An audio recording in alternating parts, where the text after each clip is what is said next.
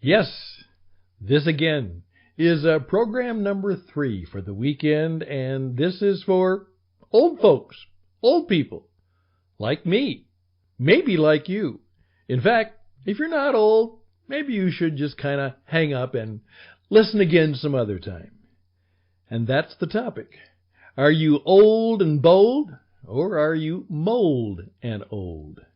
Old and bold, mold and old. That has something to say about what we can be, what kind of life we can live, and the marks we can make if we decide that as old folks, there is still something very significant for us to be and to do and to share with others. I'm Stan Houston. This is The Master Entrepreneur, a guide to greatness. And the program begins right now.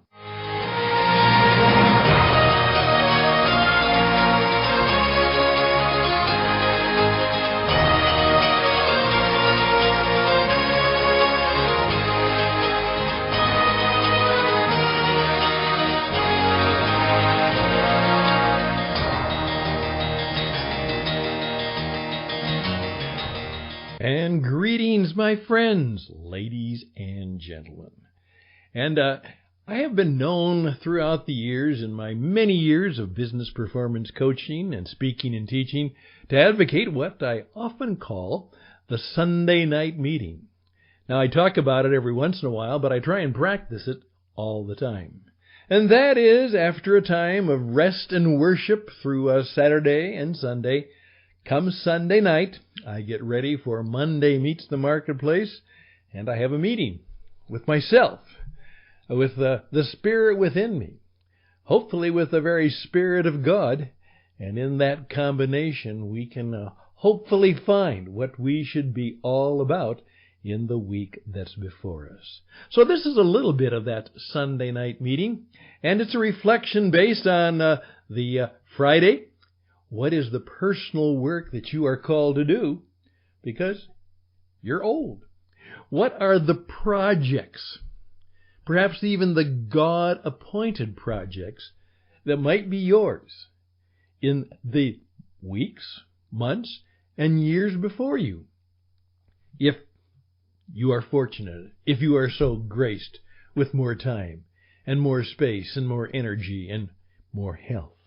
What are the projects that are before you? Well, here's where I'd like to go just briefly tonight before I begin my Sunday night meeting. What are we to be and to do? What I have come to the conclusion of, at least partially based on my own thoughts, but certainly to the help of Pastor Jim, my good friend Pastor Jim, who was talking particularly in our little congregation, made up mostly of old folks, that perhaps there's something that we can be and do that would be very, very significant for many people in the years to come. I often say that, you know what? You can get old and you can just take it easy and do very little, and you can probably be moldy. You're old and mold. On the other hand, here's my challenge to myself. As I get old, perhaps I can be brave and bold. What would it mean for you in your 60s, 70s, even 80s, when the popular culture says, take it easy, relax, just simply take care of yourself and take it easy. Again, take it easy. Could it be that this could be the time of our lives where we are made to actually achieve and perhaps have the opportunity to do what we were truly made for? Most of our life is a time of doing what we have to do. And most of us work very hard at doing it well, and you probably have.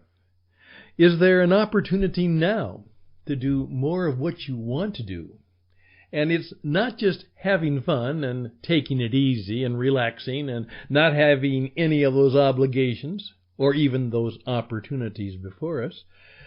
Could it be that we are called right now to be brave and bold as we are old? And what Pastor Jim pointed out to me is, could it be that when the whole world is looking like the mess that it's in, and it is in a mess, there's something that we have that most of the people don't have. If we can remember, we can remember. And that is, we've been through a lot. Some of us, World War II. We were there. Not many left anymore, but a few. Korea. Today, as I was walking to church, one of the gentlemen who was walking into the little clubhouse where we have our church, as I say, our church is on the dance floor between the bar and the first tee, exactly where a church should be. And he had a hat on, said Korean vet. And he was obviously a little bit shaky in how he walked. And then there are a whole generation of people my age and stage who were in Vietnam and remember not only the war itself and the boxes and bodies coming home, but the riots and the protests and the assassination of Martin Luther King and Bobby Kennedy. We lived through that.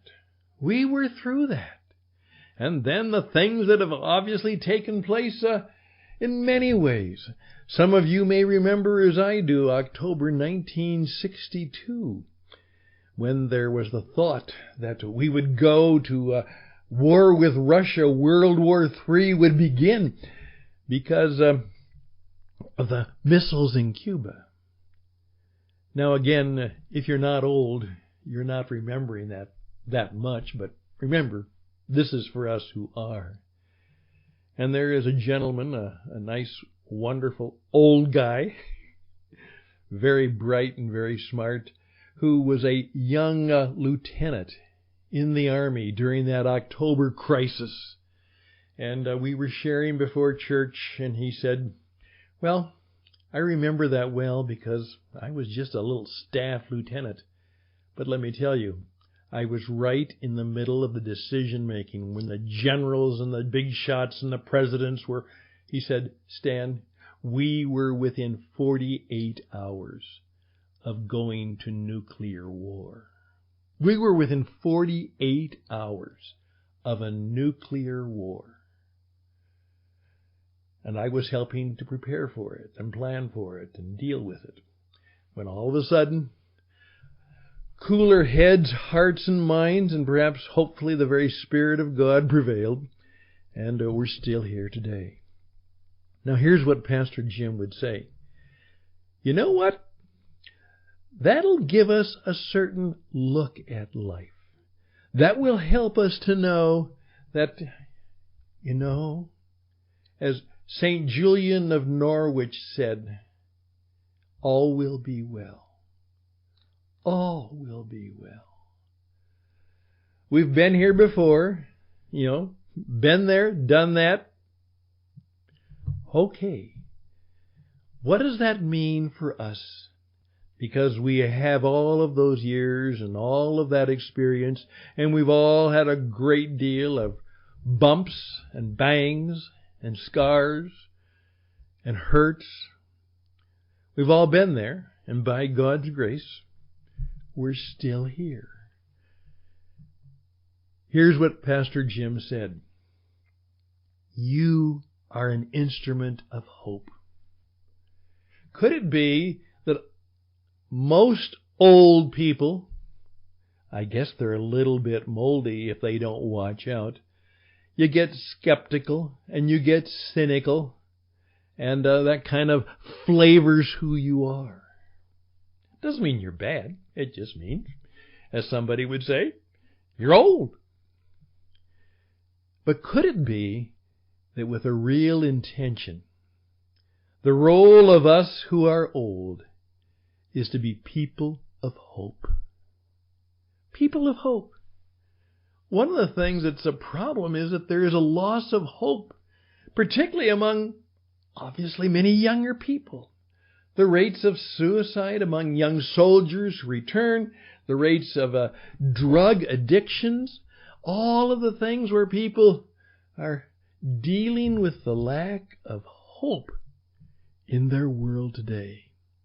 And if you lack hope, if you don't sense a better future, there are all kinds of things that come into your life. So, here's my little 12-minute challenge for you on this Sunday night. If you are old, right now, start thinking, I will be a person of hope. That's my mission. I'm called to bring more hope into the world. I'm called to share more hope in the world. Could you say that? Would you say that tonight in your Sunday night meeting? Would you sit down and do this? Write down at least 7 ways, starting now, that you could intentionally be bold and brave as well as old, that you could begin to live and speak and share a spirit force, an intentional personal work, be involved in projects that bring more hope into the world. If you're old, make sure you have personal work to do. If you're old, make sure there are projects in your life that will keep you fresh, keep your mind moving, keep your spirit touched, and keep your heart stroking and going and caring for others. Don't get stuck on all of that medicine. Try and avoid all that pills. Certainly limit your alcohol. And say, how can I get up and do really important things that bring more hope into the world? I'm Stan Husted. The program is The Master Entrepreneur, and we're going to help you master life. And you know what? Growing old is an entrepreneurial mission. And as you often said, it ain't for sissies. It requires boldness. It requires bravery. It requires courage. It requires caring for others. And as we said, today we are committed that it will mean that we will be instruments, people who share and bring more hope into the world. Make it so.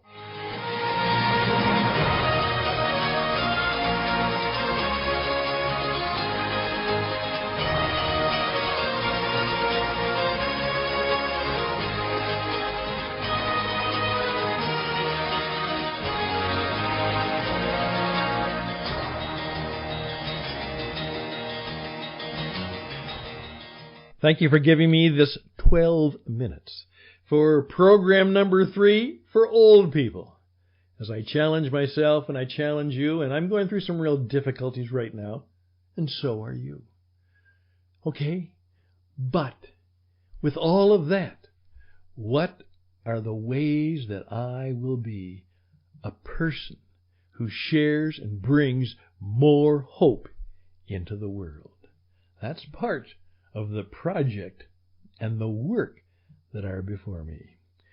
Please keep in touch. I'd love to hear more from you. I would be grateful if you would help me in doing just exactly what I'm doing. If you could help us at tcenglobal.org/contribute now. tcenglobal.org/contribute now.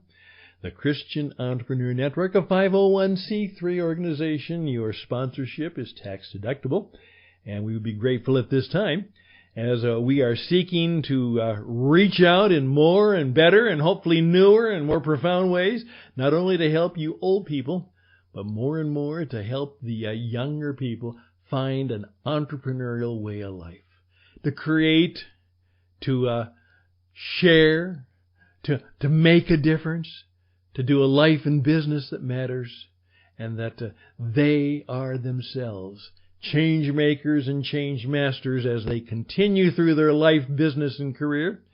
And when they're old, they will look back and say, thanks to people like you and me who may have helped them and mentored them and monitored them and perhaps occasionally confronted them, not only did you live well, but they are on the way to living well now. Please help me.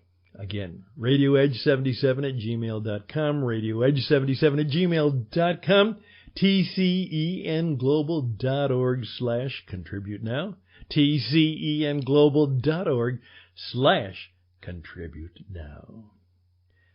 We need more hope in the world, and you are the one who can do just that. Again, my name is Stan Houston. I wish you all the best and blessings and more hope to you. Bye for now.